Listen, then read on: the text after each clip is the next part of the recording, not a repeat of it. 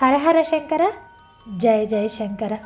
ఇప్పుడు మనకి కంచి పరమాచార్య వారి వైభవంలో నుంచి మరొక కథను తెలుసుకుందాము. మహాలయ పక్షం నడుస్తుంది. దానికి సంబంధించి నువ్వుల నీళ్ళు ఇలాంటి అంశాన్ని ఇక్కడ ఈరోజు చర్చించుకుందాము. ఇప్పుడు జరుగుతున్నది మహాలయ పక్షం. దాని ప్రాశస్యం గురించి సాక్షాత్తు మహాస్వామి వారి మాటల్లో మనం తెలుసుకునే ప్రయత్నం. ప్రతి మానవుడు వారి పితృదేవతలకు దేవతలకు కృతజ్ఞతలు తెలపవలసిందే. ప్రతి ఒక్కరూ పితృదేవతలకు రుణపడి ఉంటారు. కావున వారిని పితృయజ్ఞం ద్వారా తృప్తిపరచుకోవాలి. వీటితో పాటు మన తోటి మనుషులకి సహాయపడాలి. కనీసం రోజు ఒక అతిథిని ఆదరించి ఆహారం ఇవ్వాలి. అది మనుష్య యజ్ఞం అంటారు. వేదములు నేర్చుకొని ఆమ్నాయం చెయ్యటం బోధించటం దేవయజ్ఞం అంటారు. అందరి పలుపున అంటే అందరి తరపున దేవయజ్ఞం చేయటం కొందరి పని. అనగా ఇది బ్రాహ్మణులు వేదాన్ని నేర్చుకున్న వారు చేస్తూ ఉంటారు. కానీ మనలాంటి వారు అందరూ చేయవలసినది చేయగలిగినది భూతయజ్ఞం. అనగా అన్ని ప్రాణాలు యందు ప్రతి ప్రాణం యందు ప్రేమను దయను కలిగి ఉండాలి. ఆహారం అందించడం వంటివి పితృ యజ్ఞము, మనుష్య యజ్ఞము, దైవ యజ్ఞము, భూతయజ్ఞము అందరూ ఏదో ఒక రకంగా చేయవలసినవే. ప్రతి ఒక్కరూ వైదిక ధర్మం ప్రకారం ప్రతి కార్యాన్ని ఈశ్వరునికి అర్పణం చేసి కాలం గడిపితే అతను బ్రహ్మయజ్ఞం చేస్తున్నట్లు.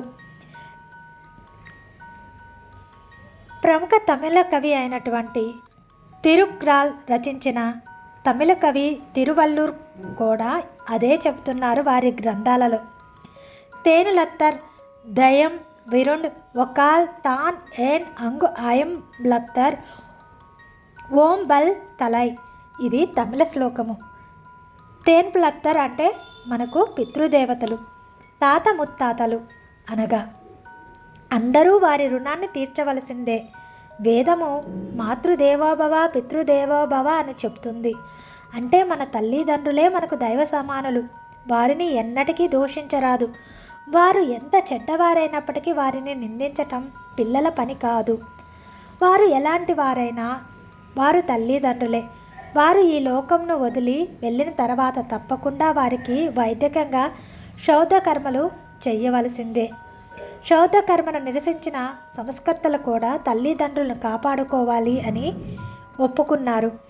మనం సమర్పించే నువ్వులు నీళ్ళు అన్నపిండములు ఫలములు ఇక్కడే ఉంటాయి కదా. మన వాళ్ళు ముందు చనిపోయిన వారు వచ్చి ఎప్పుడూ తినలేదు కదా. పునర్జన్మ సిద్ధాంతం ప్రకారం మరలా వారు జన్మించి ఉంటే వారి కోసమని ఇవన్నీ చెయ్యటం పిచ్చి పని అని కొందరు వాదన. అందుకు స్వామివారు ఒక కథను చెబుతారు. అది మనం తెలుసుకుందాము. ఒక మోతుబారి తన కొడుకును దూరాన ఉన్న ఒక పట్టణంకు పై చదువులకు పంపించాడు. కొన్ని దినములలో ఫీజు కట్టవలనని ఆ అబ్బాయి తన తండ్రికి టెలిగ్రాఫిక్ మనీ ఆర్డర్ ద్వారా డబ్బు పంపమని ఒక లేఖ వ్రాశారు. తండ్రి కర్త కలవరపడ్డాడు.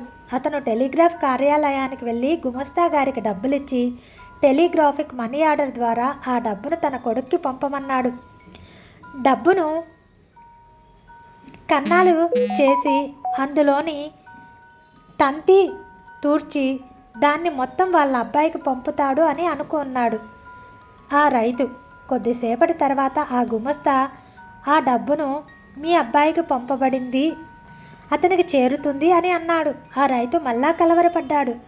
డబ్బు అక్కడ ఉన్న గల్లాపెట్టిలోనే ఉంది. డబ్బుల్ని కట్టి ముడి కూడా వెయ్యలేదు. అతను గుమ్మస్తా గారితో నేనిచ్చిన డబ్బు ఇక్కడే ఉంది కదండి, వాటికి మీరు కన్నం కూడా చేయలేదు, మరి మా అబ్బాయికి ఎలా పంపారండి అని అడిగాడు. గుమస్తా అతనితో మీ అబ్బాయికి చేరుతుంది అని భరోసా ఇచ్చాడు. తర్వాత అతను సందేశములను పంపు పనిలో మునిగిపోయాడు. ఆ పల్లెటూరు రైతు సమాధానపడలేదు. కానీ వాళ్ళ అబ్బాయికి ఆ డబ్బు పంపబడ్డది. పితృదేవతలకు పిండ ప్రదానం చేయటం కూడా అటువంటిదే. శాస్త్ర ప్రకారం చేయవలసిన క్రతువు శ్రద్ధగా చేస్తే పెట్టిన సౌద్రం పితృదేవతలకు అందేటట్లు దేవతలు చేస్తారు. వారు ఆవులుగా పుట్టినట్లయితే పెట్టిన సముద్రం వారికి గడ్డి దానా రూపంలో అందుతుంది. పరమాత్మ ఆజ్ఞ ప్రకారం సంబంధించిన దేవతలు వారికి అందిస్తారు కనుక చనిపోయిన తల్లికి తండ్రికి పెట్టిన సముద్రం వారే వచ్చి తీసుకోవాలి అని లేదు, అది వారికి చెందుతుంది అంతే. ఇచ్చిన డబ్బు టెలిగ్రాఫిక్ మనీ ఆర్డర్ ద్వారా చిరునామాకు చేర్చబడింది కదా. అతను ఈ దేశంలో నివసించకపోయినా అక్కడ మన డబ్బు చెల్లుబాటు కాదు కాబట్టి ఇక్కడ రూపాయలలో ఇచ్చినా అక్కడ డాలర్లుగానే పౌండ్లుగానే మార్చి ఇవ్వబడే వ్యవస్థ ఉంటుంది.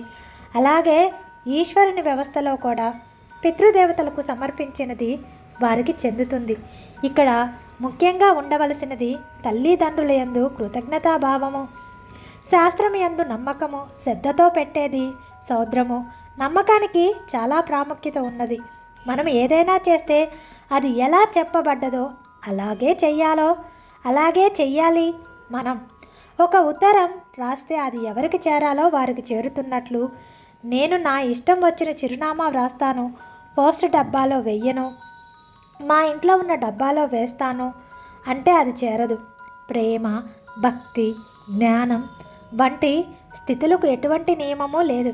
కానీ ఫలమును ఆశించి చేసే ఏ కర్మకైనా నియమము అవసరము. ఆ నియమములను తెలిపేదే శాస్త్రము.